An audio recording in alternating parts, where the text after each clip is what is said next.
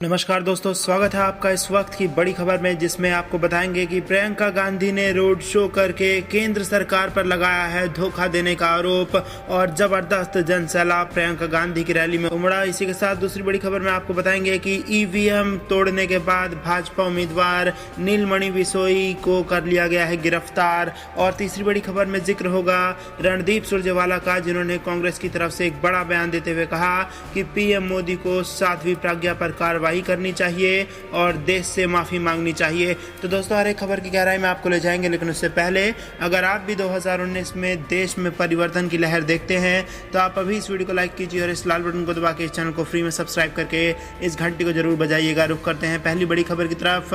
कानपुर में प्रियंका गांधी का road show, केंद्र सरकार पर लगाया धोखा देने का आरोप। दरअसल दोस्तों, उत्तर प्रदेश के कानपुर पहुंची प्रियंका गांधी ने कानपुर से कांग्रेस प्रत्याशी, पूर्व मंत्री व कांग्रेस के वरिष्ठ नेता श्री प्रकाश जायसवाल के पक्ष में जनता से वोट के लिए अपील करने के लिए रोड शो किया। प्रियंका का रोड शो कांग्रेसियों के लिए एक नई ऊर्जा लेकर आई है, जो कांग्रेसियों में साफ तौर पर देखने को मिल भी रहा है। और यहां पर उन्होंने केंद्र सरकार पर सबको धोखा देने का आरोप लगाया है।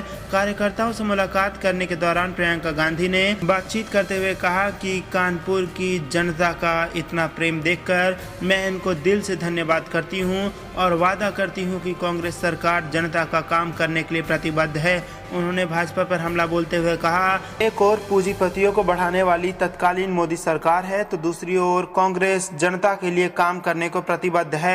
मोदी सरकार के 5 सालों में किसान कर्ज से डूबते रहे और सरकार उद्योगपतियों का कर्ज माफ करती रही। उन्होंने कहा कि कानपुर वासियों से मेरी अपील है कि वह अब की बार मतदान देश की सुरक्षा और संविधान बचाने के लिए करें। प्रियंका ने कहा कि प्रधानमंत्री नरेंद्र मोदी चीन, अमेरिका और दुनिया भर में गए, लेकिन अपने लोगों के लिए उन्होंने कुछ नहीं किया। इस सरकार की हिम्मत नहीं है कि वह आपकी आवाज सुने। इस देश में कोई सत्य को छुपा नहीं सकता, दबा नहीं सकता और खत्म नहीं कर सकता।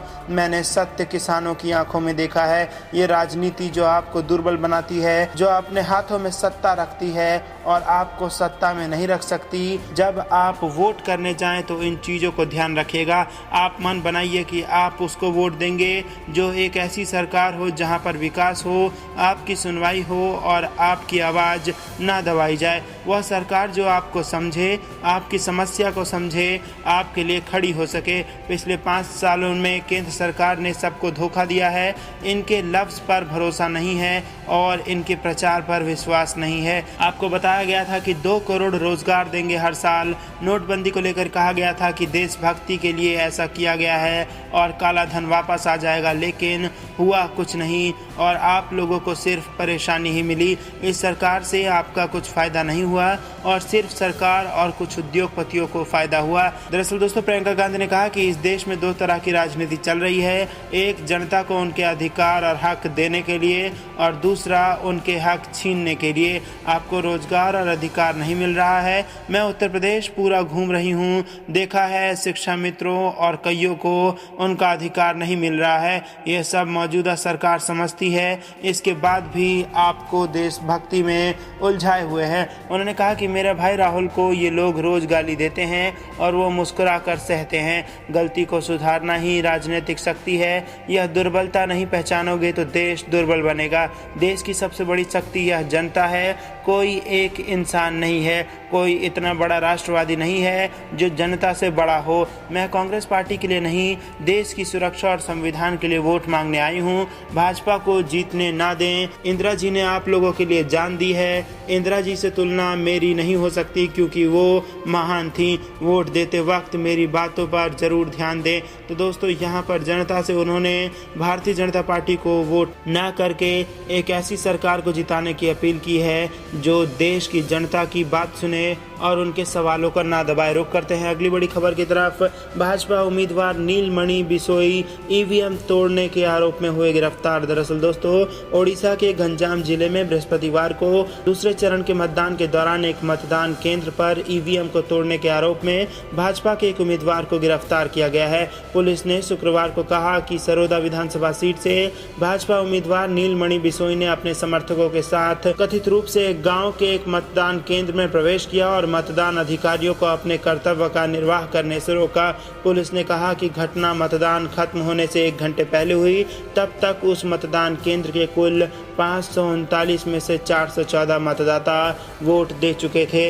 रुक करते हैं अगली बड़ी खबर की तरफ। पीएम देश से माफी मांगे और साध्वी प्रज्ञा पर करे कार्रवाई, कांग्रेस पार्टी की बड़ी मांग। दरअसल दोस्तों, कांग्रेस ने भोपाल लोकसभा सीट से भाजपा उम्मीदवार साध्वी प्रज्ञा ठाकुर की मुंबई हमले में शहीद हुए पुलिस अधिकारी हेमंत करकरे के संदर्भ में की गई विवादित टिप्पणी को लेकर शुक्रवार को प्रधानमंत्री नरेंद्र मोदी से माफी मांगने की मांग की है और कहा कि वह प्रज्ञा के खिलाफ कार्रवाई करें। पार्टी के मुख्य प्रवक्ता रणदीप सुरजेवाला ने प्रज्ञा के कथित विवादित बयान से जुड़े वीडियो शेयर करते हुए कहा कि मोदी जी केवल भाजपाई ही 26/11 के शहीद हेमंत करकरे को देशद्रोही घोषित करने का जुर्म कर सकते हैं। यह देश के हर सैनिक का अपमान है जो आतंकवाद से लड़ते हुए भारत मां के लिए प्राणों की कुर्बानी देता है। उन्होंने कहा कि आप देश से माफी मांगिए और प्रज्ञा पर कार्रवाई कीजिए। सुरजेवाला ने जो वीडियो शेयर किया है उसमें प्रज्ञा यह कहती हुई नजर आ रही हैं कि उन्होंने महाराष्ट्र में एटीएस प्रमुख रहे करकरे से कहा था कि तुम्हारा सर्वनाश होगा। प्रज्ञा मालेगांव विस्फोट मामले में आरोपी हैं। इस मामले में जांच करकरे के नेतृत्व में हुई थी।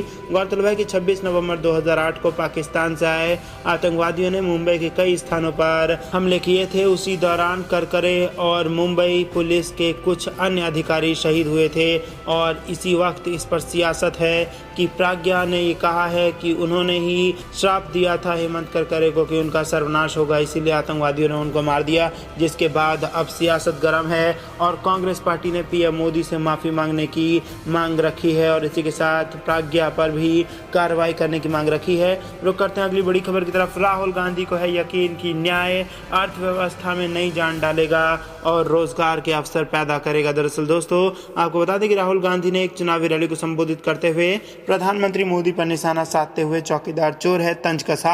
उन्होंने आरोप लगाया कि मोदी ने राफेल लड़ाकू विमान सौदे में कारोबारी अनिल अंबानी को 30,000 करोड़ रुपए दिए हैं। कांग्रेस अध्यक्ष ने कहा कि हमने न्यूनतम आय योजना के तहत गरीबों को 72,000 रुपए देने का वादा किया है, जो देश में गरीबों की आर्थिक हालात को बदल कर रख देगा। न्याय लोकसभा चुनाव के लिए कांग्रेस घोषणा पत्र की एक मुख्य विशेषता है और यह योजना पार्टी में विचार विमर्श के बाद तैयार की गई है। मोदी ने 2014 में लोगों को 15 लाख रुपए देने का झूठा वादा किया था, लेकिन कांग्रेस 3,60,000 रुपए जरूर देगी।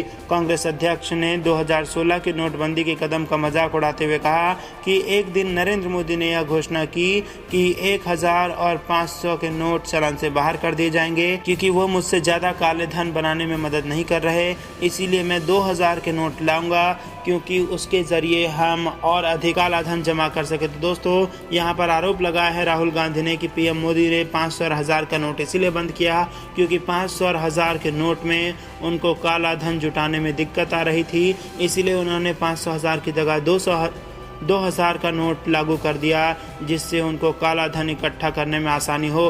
राहुल गांधी ने जीएसटी लागू करने को लेकर भी मोदी सरकार की आलोचना करते हुए कहा कि उसने गब्बर सिंह टैक्स पेश किया। ये दोनों कदम यानी कि जीएसटी और नोटबंदी, ये दोनों कदम देश के लिए जोरदार झटका थे। नोटबंदी के बाद नकदी की तंगी के चलते आम आदमी ने सामान खरीदना बंद कर दिया, जिसके चलते वस्तुओं का उत्पादन करने वाली भारतीय कंपनियां बंद हो गई। इसके चलते अभी देश में बेरोजगारी की दर 45 साल के अपने उच्चतम स्तर पर है। उन्होंने कहा कि हालांकि हमारी न्याय योजना अर्थव्यवस्था में नई जान डालेगी और रोजगार के अधिक अवसर पैदा करेगी। न्याय के तहत लोगों के पास जाने वाला पैसा गरीबों को वस्तुएं खरीदने में मदद करेगा, जिससे कंपनियां फिर से चालू हो जाएंगी और लोगों को नौकरियां मिल सकेंगी। राहुल गांधी ने कहा कि मोदी सरकार सिर्फ कुछ धनी उद्योगपतियों के लिए काम कर रही है। क्या आम आदमी को चौकीदार की जरूरत है? चौकीदार की जरूरत किसानों के घर के आगे नहीं होती। यह अनिल अंबानी का चौकीदार है। उन्होंने फ्रांस के साथ हुए राफेल सौदे में भ्रष्टाचार को आरोप लगाते हुए कहा कि चौकीदार ने अंबानी को 30,000 करोड़ रुपए दिए। चौकीदार चोर है। हालांकि अनिल अंबानी राहुल के आरोपों को खारिज करते रहे हैं। तो दोस्तों, ये थी दिन भर की कुछ बेहद जरूरी और बड़ी खबरें। अंत तक बने रहने के लिए बहुत बहुत धन्यवाद। देख रहे थे आपका अपना चैनल द धक्कम पे न्यूज। जय हिंद, जय भारत। और दोस्तों, आपके लिए एक और बड़ी सूचना, आप हमें कमेंट करके जरूर बताइए कि आप अपने इस चैनल धक्कम पे न्यूज़ में कौन से नए सुधार चाहते हैं, ताकि उसी प्रकार का सुधार करके हम खबरों को और बेहतर करके आप तक पेश करें, ताकि बिना रुकावट और जल्दी से जल्दी आप तक आपके लिए जितनी भी ज़रूरी खबरें हैं वो बिना रुकावट के पहुंच सकें। और दोस्तों घंटी बजाइएगा तो जैसे ही हम डालेंगे वैसे ही वो खबर आप तक पहुंच भी जाएगी।